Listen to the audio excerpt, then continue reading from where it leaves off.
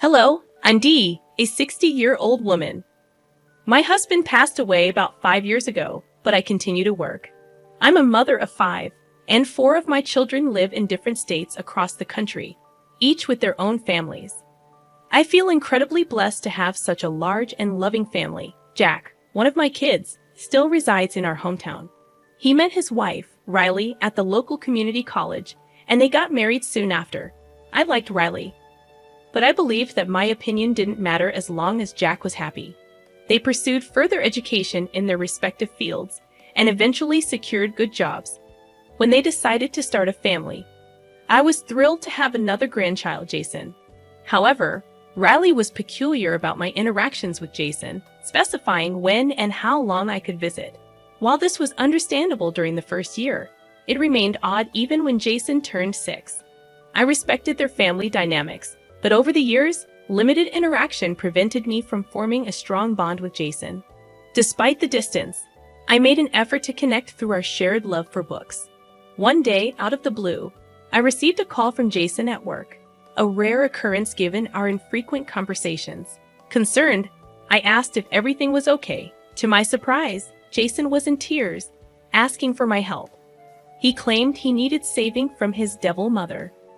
Shocked and confused, I couldn't reconcile Jason's description of Riley with the sweet person I knew. He shared distressing details about Riley's behavior when no one was around. As he abruptly ended the call, claiming someone was approaching, I felt a mix of confusion and concern. Though skeptical initially, I couldn't shake the feeling that something was amiss. Unable to ignore my instincts, I made the decision to purchase a hidden camera, justifying it as a response to Jason explicitly seeking my help. I wrestled with the ethical dilemma of spying on my son's family, but believed it was necessary to either confirm Jason's concerns or retrieve the camera if all was well. I held on to the hope that a sincere conversation could resolve any underlying issues. The camera took a couple of days to arrive, and once it did, I set it up. Fortunately, this camera provided both live and recorded footage, accessible through a convenient phone app. With the technicalities sorted, I called my son. "Hello, sweetie. How's everything?" "Everything's great, Mom. What about you?" "It's the same old, same old. Although I was wondering about something and thought I'd ask you about it." "Yeah, of course. Is everything okay?" Yes. I was just thinking that we haven't met in a long time, and I was wondering if I could swing by your place one day." "Of course, Mom. How about this Sunday?" "That works, but shouldn't you maybe check with Riley if that's okay? Lord knows I hated it when your dad made plans without asking me about it." "I know. Riley would be really happy to have you over." "Don't worry, Mom." "All right then. I'll be there around 5 o'clock. That works? See you soon. Take care." Even though my visit had hidden motives, I was genuinely excited to spend time with my son, considering I rarely saw the rest of my family outside the holiday season. I tried not to intrude, respecting their busy lives. The weekend arrived swiftly, and I got ready early. Wanting to bring something, I picked up a nice bottle of wine and a couple of books for Jason, who loved to read. Arriving at my son's house, I was warmly greeted by all 3 of them. Jason's relief was evident, making me concerned again. Since he hadn't contacted me after the initial call, I was unsure of what he would say. We spent the next couple of hours talking, having dinner, and enjoying wine. Eventually, Jason excused himself to his room, so I decided to talk to him. Riley subtly tried to stop me, but I insisted. Jack intervened, allowing me to go talk to Jason. Shutting the door behind me, I handed him the books, and we discussed them for a while. I refrained from bringing up what he had mentioned, wanting him to initiate it. As we moved on to other topics, he grabbed a notebook and began writing. Showing it to me, it read, "Mom's listening, can't talk about anything." Unsure if he was serious or paranoid, I went along with it. During our conversation, he discreetly agreed to the hidden camera plan. I found a suitable spot to keep the camera, providing a good view of the room. After starting the recording and confirming the camera worked, I spent a little more time with Jason. When I mentioned it was getting late and that I should leave, I intentionally left my scarf behind as an excuse to return whenever necessary. I vaguely heard hurried footsteps moving away from the door, but I didn't dwell on it at the time. I hugged Jason goodbye, bid farewell to Jack and Riley downstairs, and headed home, exhausted but with a plan in motion. Back at home, I checked the camera and stayed up for an hour to read, keeping an eye on the footage. However, nothing significant happened that night. I repeated the process the next morning, observing the footage after Jason returned from school. Again, nothing alarming occurred, and doubts about Jason's claims crept in. I decided to give it one more day, planning to confront the situation if the footage revealed nothing. That night, as I monitored the footage while reading, I discovered the disturbing truth. Riley entered Jason's room with a stick, Jack trailing behind her.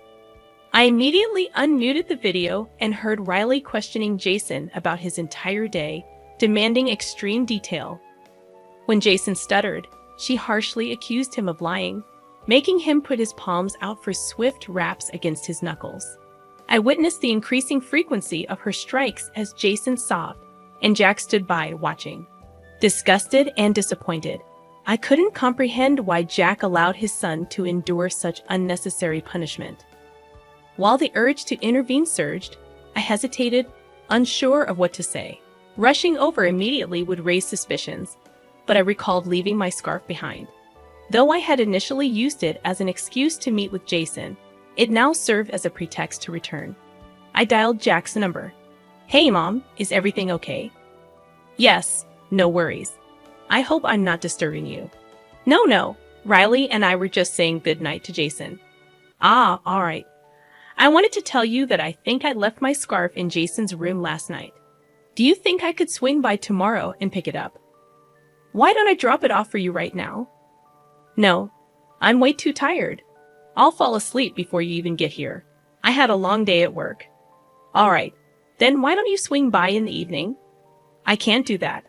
I'm meeting up with friends for game night tomorrow. Riley and I won't be back till evening. Why don't you come by the day after?" "I need that scarf for tomorrow. We're having a Fed get-together." "Well, you could swing by in the afternoon. Jason will be home." "Lovely. I'll be there around 2. Good night, Mom." My heart raced as I fabricated the lie on the spot. At least my call served as a distraction, allowing Jack and Riley to discuss the situation without immediate interference. Whatever I had discussed with Jack seemed to have no effect on preventing Riley from punishing Jason.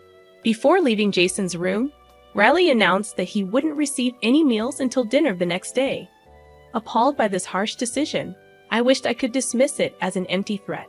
But the reality was evident from the footage. Riley and Jack were likely to follow through. The following day, I took a day off from work, mentally preparing for the difficult conversation I knew I needed to have with Jason. Despite my assumption that he wouldn't want to continue living in such conditions, I felt it was essential to hear it from him before taking any action. Before heading to Jack's place, I ensured to pick up food for both of us. Upon arrival, Jason appeared on the verge of collapse, weakened and lethargic from the imposed hunger. I hastily provided him with his meal, watching as he devoured it. Seeing his suffering, my heart went out to him, and I was determined to make things better. After he finished eating, I spoke with him.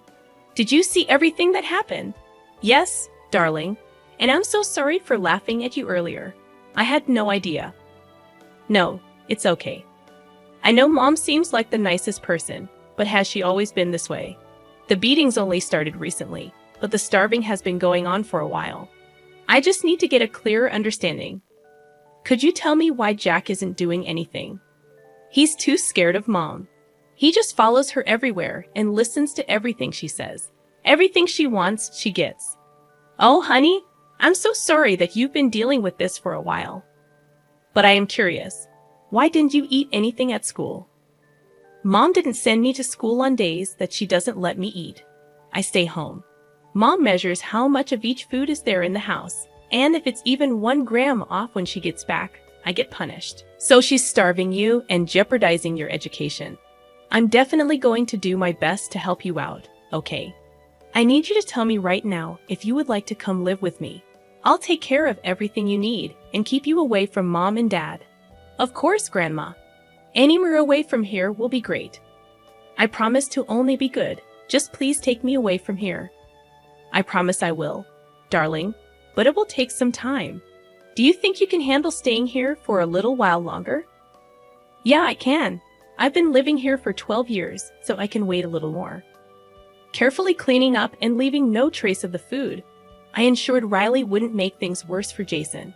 After helping him clean up, I checked and double-checked to leave the place exactly as it had been.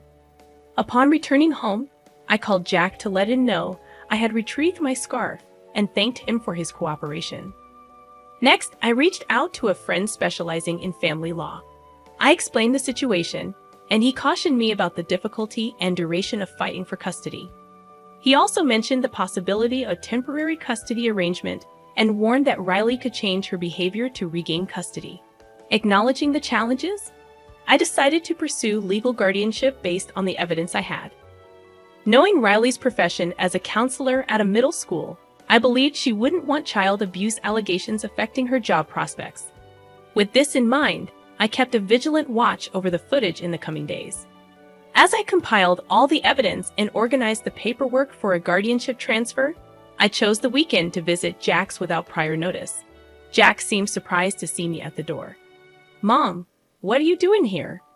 I need to talk to you and Riley. I don't think now's a good time. Why? What's going on? Just family stuff. Hold on. How come you're suddenly over so frequently? Can I visit my son? I didn't think I needed special permission for that. No, I didn't mean it like that. It's just that you've taken a sudden interest in us this week. And it's weird because you rarely ever drop by before. It isn't really weird. I only came over today because I have something seriously important to talk about with the two of you. I don't think. What's that sound? I suspected Riley was doing something to Jason due to Jack's evasiveness. When I heard loud crying from Jason's room, I pushed Jack aside and walked into the house, determined to protect him. Speeding to Jason's room, I burst in to find him sobbing, clutching his face. Riley was breathing heavily, looking at him with malice. I ran to Jason, and when he calmed down, I noticed injuries. A red, swollen cheek, bleeding knuckles, and welts on his arms from a stick. A rage unlike any other surged within me. What kind of monster would hit a child so harshly? Determined to protect Jason, I went to the kitchen, grabbed a bag of frozen veggies, and returned to help reduce the swelling. Assured he was okay, I decided to take him to my place that day. Descending to talk to both of them, Riley looked mad, and Jack seemed uneasy. How dare you just barge into our home that way? Isn't it a good thing that I did? You're hitting your child, for crying out loud. What I do in my family is none of your business. Your child is my grandson, and he is a part of my family too. You're hurting him, and I can't let that go on. He may be your grandson, but you don't live with him. You don't know what a brat he is. I'm just disciplining him. Who cares if he's a brat? He's a child, and there are so many other ways to discipline a child other than hitting them. I mean, you of all people should know this. I don't believe in any of that gentle parenting crap. Leave me and my family alone. You got it. I'm afraid I can't do that. What do you mean? I handed Riley the papers needed to sign for the transfer of guardianship. They both stared at the papers in utter confusion. What do you mean by proof? I set up a hidden camera in Jason's room last week, and I have all the proof I need. Neither of your jobs will appreciate what you guys do, especially yours, Riley. If you want to have any income at all, I suggest that you sign the papers. You were spying on us. That's a gross violation of our privacy. I was only acting on information that I had. I needed to make sure Jason was doing all right. Mom, don't do this to us. Give us another chance. I'll make sure it doesn't happen again. I don't want to hear any of it. I'm very disappointed in you, Jack. I raised you to be better than this. I'm taking Jason with me, and I expect the papers to be signed. If you don't, you know what will happen. I knew neither of them wanted to play with that kind of risk, so they didn't put up a fight when Jason and I walked out. I took Jason to get dinner and ice cream, trying my best to comfort him. In the weeks that followed, I gained legal guardianship of Jason. Riley and Jack cited plans to move to a different state and not wanting to disrupt Jason's education as reasons for transferring guardianship. They did end up moving, bringing relief.